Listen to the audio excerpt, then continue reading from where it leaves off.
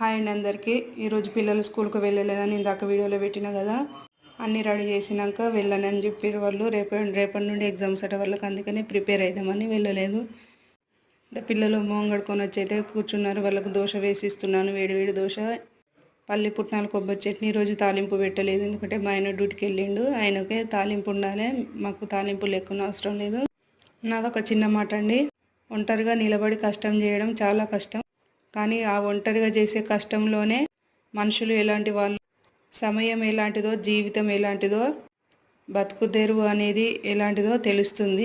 ఒంటరిగా కష్టం చేసే వ్యక్తికి మంచి చెడు మానవత్వం, ఒకరిని గౌరవించే తెలివి నేర్పిస్తుంది, ప్రేమ ఆప్యాయతలు నేర్పిస్తుంది. నన్ను అడిగితే 10 మందిలో ఉండి 10 మంది మాటలు నేర్చుకొని చెడిపోయేదానికంటే ఒంటరిగా ఉండి ఒంటరిగా కష్టం చేసి నువ్వు నీ కోసం గెలవాలి తప్ప మనుషుల కోసం కాదు.